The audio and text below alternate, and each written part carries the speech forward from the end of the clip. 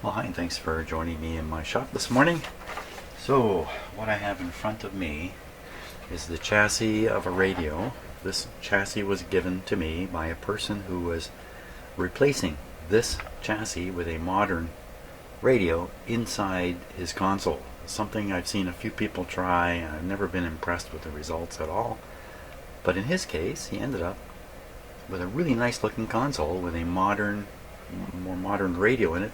You wouldn't even know that it wasn't meant for it. So great job done for the console and the new stereo. But then he had this, which he didn't want to throw away. He found me and he offered it because he lives here in the same town as me.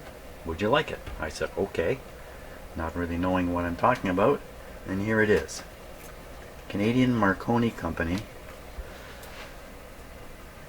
Model 295. 0.85 amps, I think it says. Speaker plug here, 3-terminal speaker plug. I have the speaker. I have the speaker, for crying out loud. I just remember that. Let me go get it. That's right, I have a record player that came out of the console. This gigantic speaker here, which is in perfect shape, and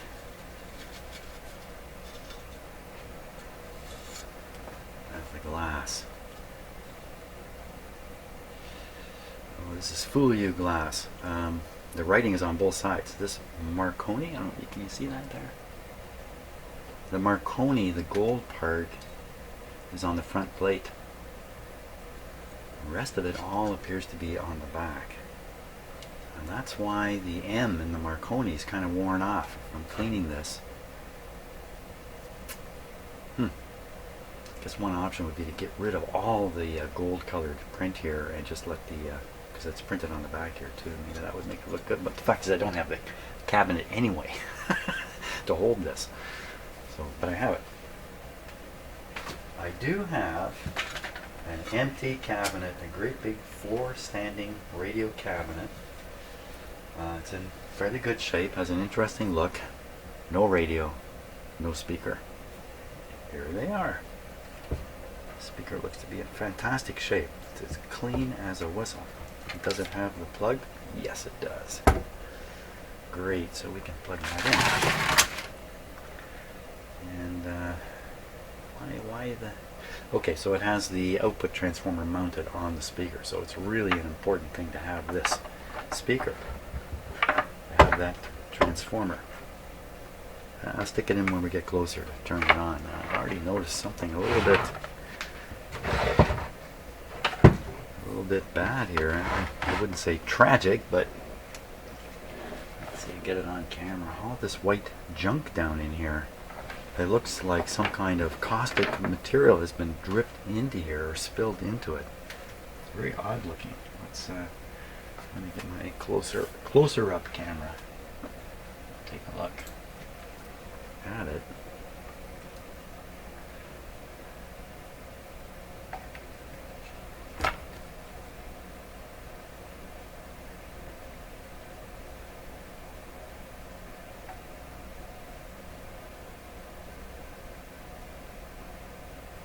Spot there, spot here.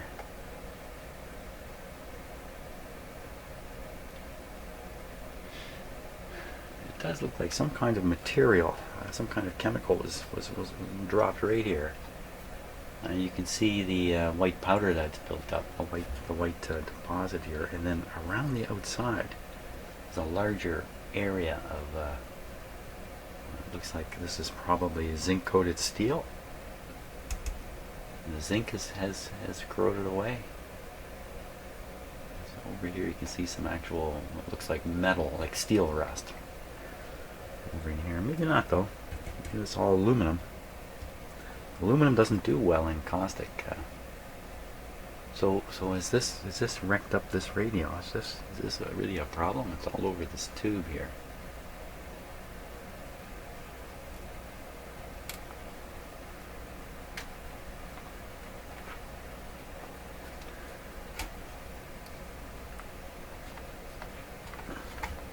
Oh, right in there. Oh my gosh.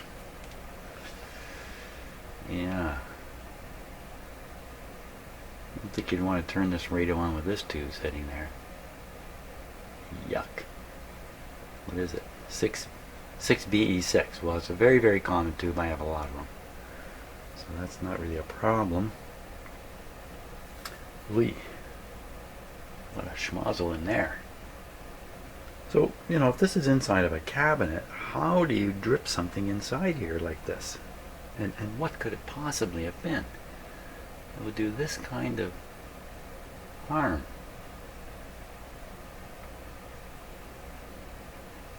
I don't know. Okay, well, that's the story on the top. Now, it's only in these well, actually maybe there's 3 or 4 little places here. Something drip out of the radio itself. I wonder if the record player was positioned above this and dripped into it. Not very likely. I think when I remember I've seen a photograph of the console, this was to the side of the record player, just as you might imagine. What's that? I think that's a capacitor there.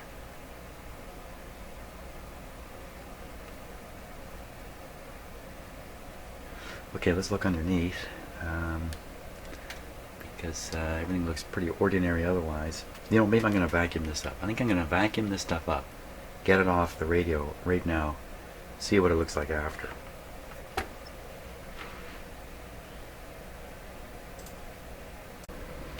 Okay, so after vacuuming it up, it's a lot cleaner now. You can see that those stains are really just in these areas here.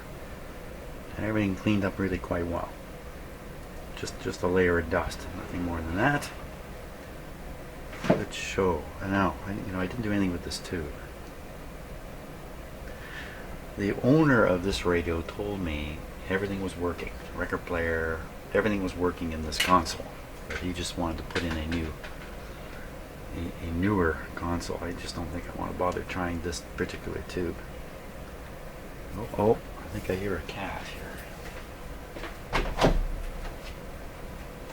Okay. I'm afraid I've been called away by a cat. I have to let him outside. Okay, so I just stepped outside to let my cat out, and boy, it's hot again. We're having a big heat wave here all across North America. I'm going to show you an image of it on a map in a second, but it's about 10:30 in the morning here, and the temperature on my deck is 93 degrees Fahrenheit. Already my deck heats up a little bit. The actual air temperature outside my house is just under 90 degrees at 10:20 in the morning. That's pretty weird. Here, have a look at this map. Okay, so we're looking at a weather map here of North America, Canada, the United States, and what should be really standing out is this big red area here. The weather people are referring to this as a heat dome, which in itself affects the weather. Just the mere existence of this much heat here does something. Anyway, it's kind of locked in. Now I live right under the thumb here, way up here. But this heat extends way up into Quebec. This is way up north here, out onto the east coast. And of course, if I think I'm hot, everybody down here in the United States is boiling, I'm sure. It must be getting up to 100 degrees down in this area every day. And blazing, clear, sunny skies. That's all part of it. So, wow, this is supposed to go on for days yet. Okay, enough on the weather, right? Okay, yeah, that's why I'm in here in the shop. Normally I'd be outside on a beautiful day, but it's so doggone hot. Okay, let's look underneath. Let's just check this antenna here, which is just simply falling off its glue. But everything's wired up okay. Let's flip it up this way. There's the transformers here. Put the weight down low. Oh yes, and that reminds me, I have something funny to show you. Okay, so really?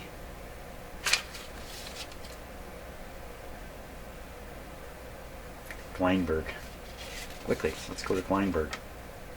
There's the story. This kind of caught my attention though.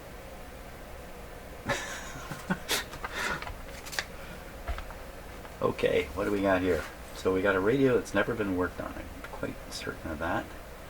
A few cobwebs in the back. I see some rather unusual parts in it already. I think the best thing we can do is put the close-up camera on here and go through it and just look at all the stuff that is in here. Lots of wax capacitors. Let's do that. Okay, let's check around here. We'll start in the top right-hand corner. We'll just kind of look everything over. Helps to get familiar with everything too. Molded capacitor here, Sangamo wax capacitor. The wax capacitor looks to be in pretty good shape, honestly.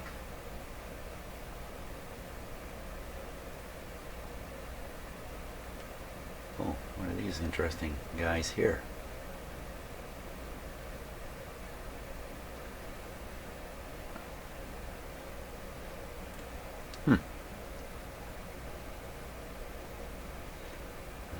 I would guess these are capacitors. These big. I've never seen anything quite like that.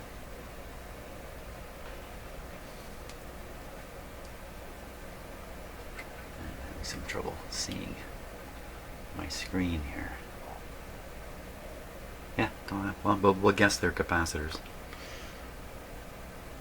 They're also quite well waxed up. Come down here.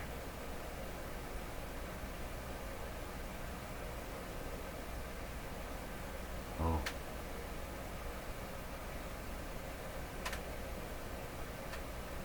Some of that acid or alkali material did run underneath here through this hole. It's gone on to this wire here. It just flakes right off.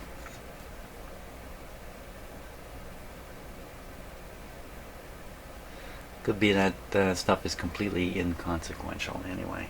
So, oh, there's a capacitor that looks a little like a Hunt's capacitor, but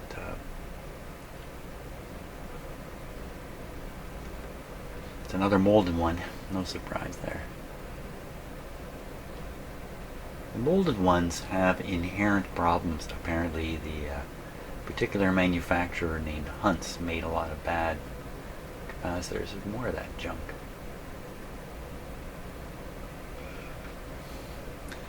Like a little shorty resistor here. A little short guy right next to a big long one. Look at the seam on that.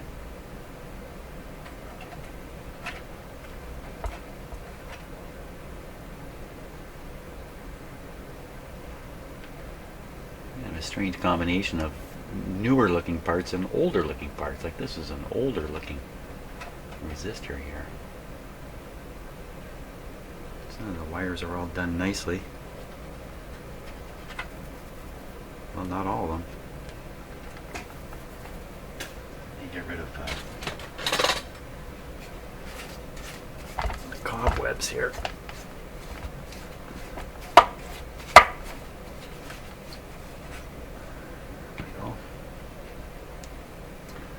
Okay, another big wax capacitor, but again, it looks to be in really good shape. Some little guy stuck to him there. Looks like there's 3 wires coming off this. Now I've learned my lesson about fiddling around with stuff when you don't know for sure what it is. I would imagine that's a capacitor, P something 51. Interesting looking resistor. It's a weird combination of parts here. Another older looking resistor with a big ugly seam.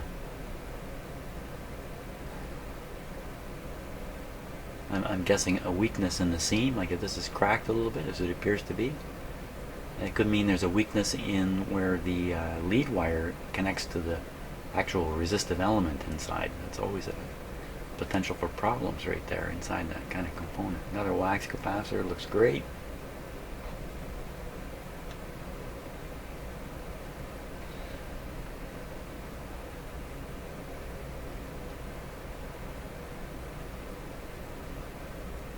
Hunts. Oh, oh, oh. There's the word right there. Somehow they got into this. Now that's not a Hunt's molded one, but it looks good. It looks okay. But I didn't finish what I was saying about the Hunt's capacitors. They apparently used paper that maybe wasn't washed enough, and still had some I don't know what to call them, conductive materials, ionic material, ionic chemicals, ionic molecules in it. Something unstable about it anyway, and those guys look a little bit beat up. Yeah, it's a weird combination of old, like it looks like old parts and newer parts. I mean, they're all old by today's standards, but here's the power transformer. And no signs of overheating, nothing leaking out of it. Came down to the power cord here.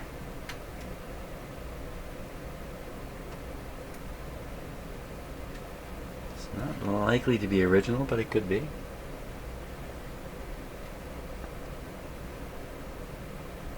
I think it probably is original. Another capacitor way down there. Pretty close to a short, right in there. On that bent lead, almost touching the... Okay, well, I didn't see anything in there that jumps out and screams, look at me, I'm bad, I'm in bad shape. Nothing really. A little bit of wonky. Oh, look at, now there's the Hunt's, that's almost certainly a Hunt's capacitor then. And look at the crack in it. So a crack like that's gonna, you know, they're counting on the plastic shell as a moisture barrier, which is not very good to begin with. A crack like that just opens the inside of the capacitor to the atmosphere.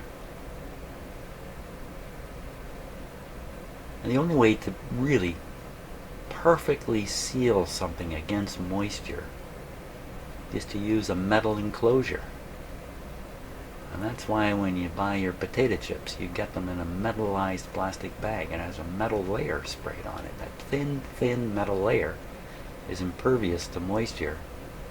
Everything else has a vapor transmission rate associated with it. So all these things, even these wax covered capacitors, all this stuff is slowly absorbing moisture. And I guess will eventually reach an average moisture level. Okay, that's enough looking around. Well, word is this guy works, so let's give him a try. Why not?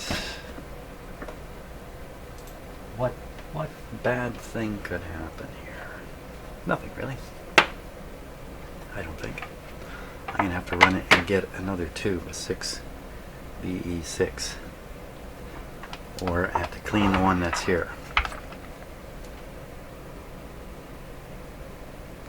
Well, the owner said it worked. Why don't I clean this guy up, and we're going to try it with the original tube here.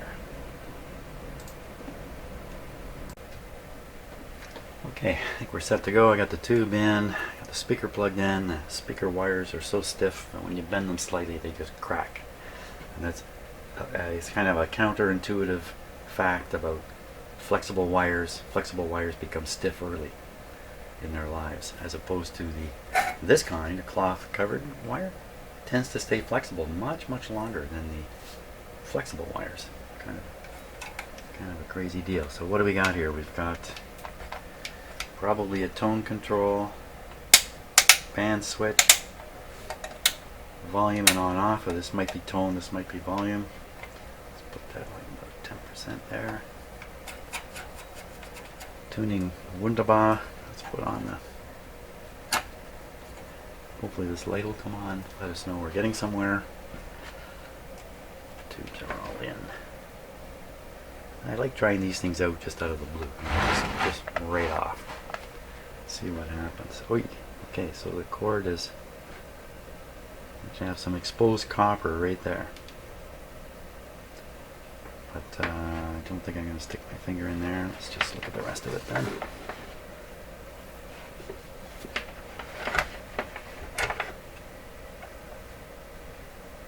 The rest of it's good.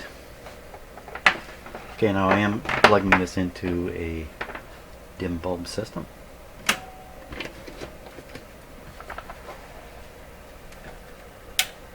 Okay, switch is off. So first we'll test to make sure the off switch turns it off. So apply a little bit of power here. You keep your eye on these light bulbs.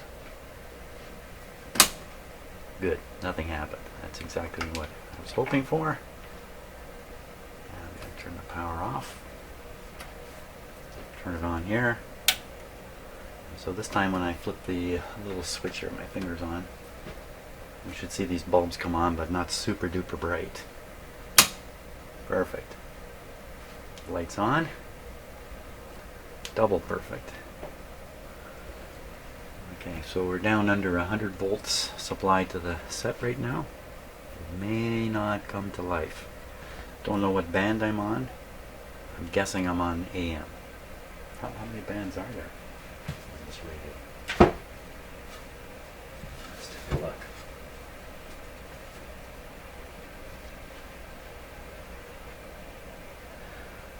So there's a one shortwave band running from around 6 megahertz up to 18 megahertz, and a regular AM band.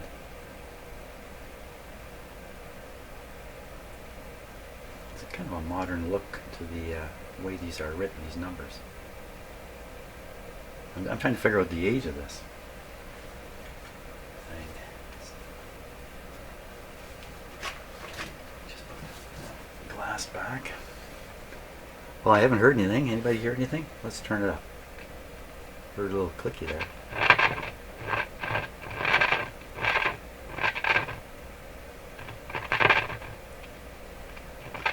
So that sounds a little like DC going into the speaker. Maybe not. A little bit of dirt causing that, actually. Most of that. You can have DC flowing through one of these volume controls and it'll make a staticky sound. You can't get rid of it no matter how much you clean it. It has a bit of a character to it, but this, yeah, not to worry. Okay. I think that's tone.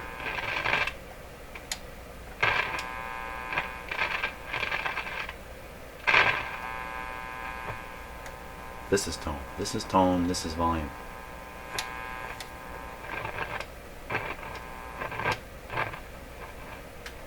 No big hum.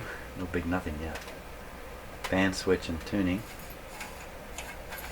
Okay, so if we're on the AM band, we should be utilizing this antenna. We should be picking something up. We should be hearing something. We're not hearing anything. So it's just an AM radio with different bands. There's no FM in here. Let me not a lot to touch up here.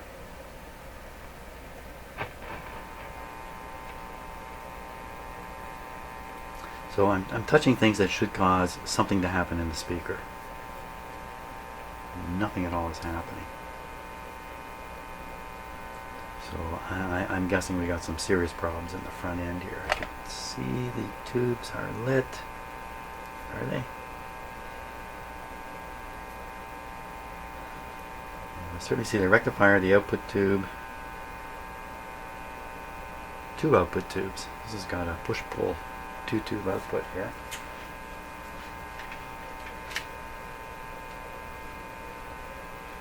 Rectifier tube, push-pull output. Probably an RF tube, probably an IF tube, probably the detector, and then this is probably the first audio amp. That's my guess on this. Why do we hear nothing? Maybe it comes to this tube with all the crap on it. Maybe that's... Let's wiggle a couple of tubes, see if we can hear some sounds. I don't hear a thing. Oh, heard something there. So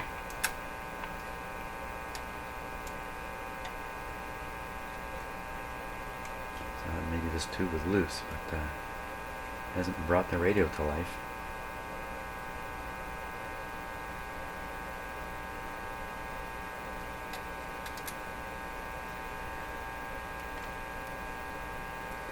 Okay, let's try a different band. Now, that was turned up full blast. Boy, look at that speaker.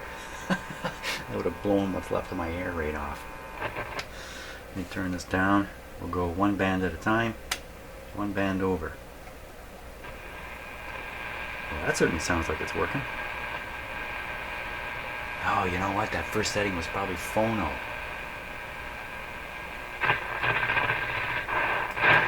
Sure. So this is AM, I'm pretty sure.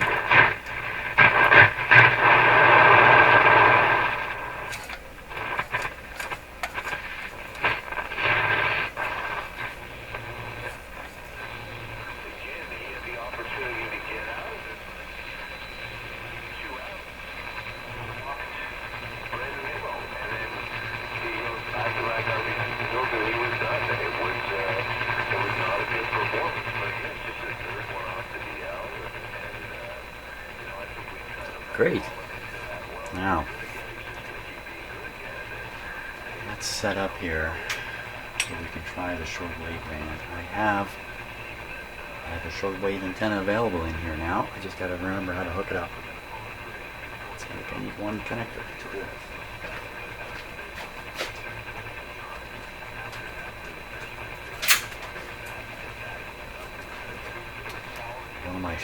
In the evening, I make shop improvements and do other things in here. I almost never put on camera. One of them is I brought a good connection to an outdoor antenna right here.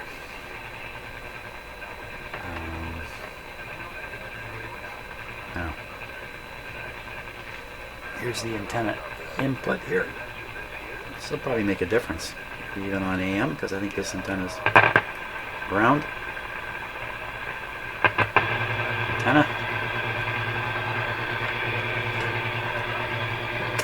Antenna off, antenna on. Why the hum and all that stuff? I have no idea.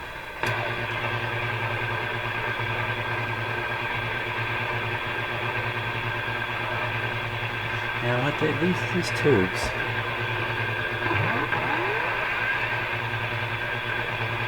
Okay, that funny sound I think is my furnace fan speeding up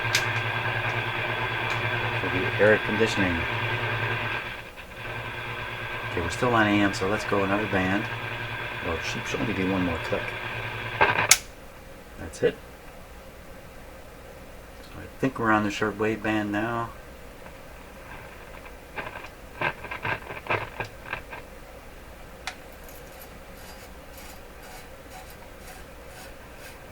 Nada.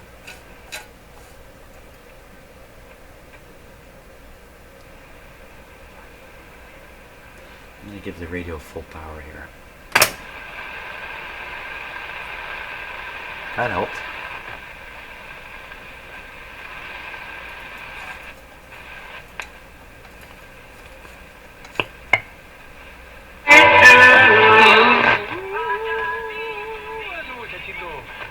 Bastante modestico era.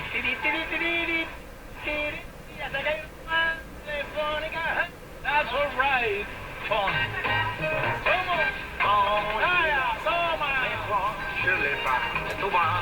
Muy buenos días, Cuba, y muy buenos días, cubanos que están regados por el mundo como cristal de parabrisas. ¿Cómo se encuentra usted, Iker? Okay, so obviously that's Spanish. I'd say anyway. To me, it sounds Spanish, and it's probably Cuba, but it's more likely the United States Radio Marti propaganda station blasting into southern states, Florida, and its target, of course, is Cuba. That's to give them the American truth. Y como ya está viejita, ya, tú sabes que cuando una persona de edad See if we can find something else.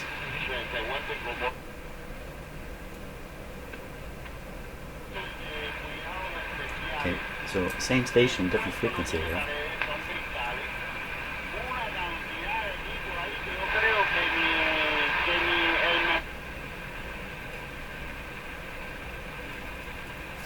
And we're not likely to get anything up higher.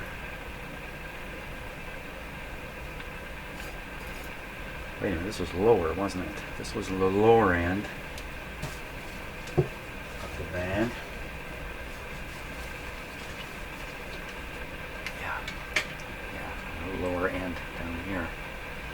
So right now, so that was somewhere around 12 megahertz in that range. Let's go back up, because this time of day, we only hope. There he is again. There he is again.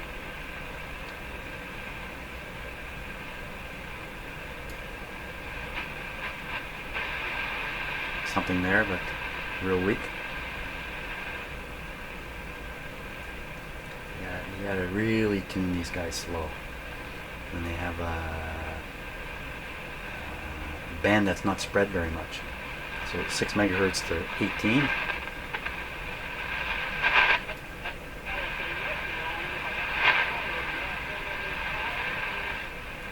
It's not working bad.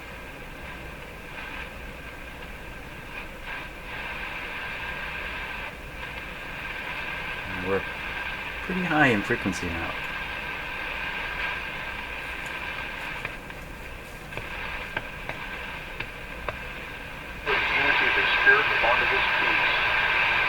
If you have ears to hear today, hear what the Spirit of God is saying. Repent and return to God. Today is a day of the Lord. Today is a day of salvation. If you die today, it is done. It is too late. Yesterday, I attended the funeral of one of my cousins. You did, eh? Good for you. I noticed one of the capacitor plates is slightly bent in. This outside plate here is just... I don't know, maybe it's my imagination. Yeah, maybe it's my imagination. Well, good show. I think I don't think I'm going to do anything to this thing at all. I think it's good the way it is. Leave well enough alone. I don't have a cabinet for it. I don't have the real cabinet for it. Just what its destiny is, I don't know. A big whopping speaker. Wow. Okay, thanks so much for watching. A little bit of a surprising result. Hey, what kind of radio was this? Marconi Model. Is it 295? 295.